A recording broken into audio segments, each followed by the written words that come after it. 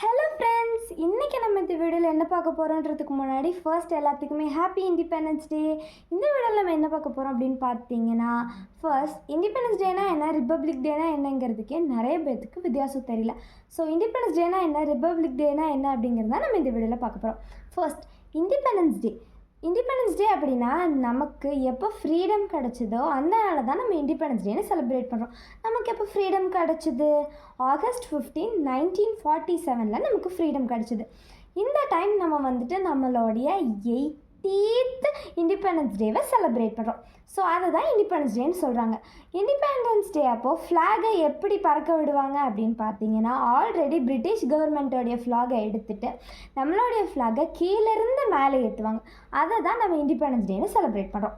Republic டேனா என்னங்கிறதுக்கு முன்னாடி, republic டேவை நம்ம எப்போ செலிப்ரேட் பண்ணுவோம் அப்படின்னு பார்த்தீங்கன்னா, January 26. இயர் பார்த்தீங்கன்னா 1950. ஓகேங்களா? ரிப்பப்ளிக் டேனா என்ன அப்படின்னா, நம்மளுடைய நாட்டுக்கு கான்ஸ்டிடியூஷன் ஆஃப் இந்தியா பாலிசியை கொண்டு வந்த நாள். நமக்காக தனியாக ரூல்ஸ் அண்ட் ரெகுலேஷன்ஸை நம்ம கொண்டு வந்தனால தான் நம்ம வந்துட்டு ரிப்பப்ளிக் டே அப்படின்னு சொல்லி செலிப்ரேட் பண்ணுறோம். அப்போ ஃப்ளாக் எப்படி பறக்க விடுவோம் அப்படின்னு சொல்லி பார்த்தீங்கன்னா, ஆல்ரெடி நம்மளுடைய ஃப்ளாக் மேலே இருக்கும். அதில் வந்து பூவை கட்டி அதை ரிலீஸ் பண்ணுறது தான் வந்துட்டு ரிப்பப்ளிக் டேன்னு சொல்கிறாங்க. இப்போ உங்கள் எல்லாத்துக்குமே கண்டிப்பாக புரிஞ்சிருக்கும்னு நினைக்கிறேன்.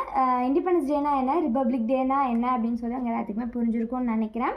அவ்வளோதான். நம்மளுடைய இண்டிபெண்டன்ஸ் டேவை ரொம்ப ஹாப்பியாக எல்லாருமே செலிப்ரேட் பண்ணுங்கள். பாய் லிட்டில் ஹார்ட்.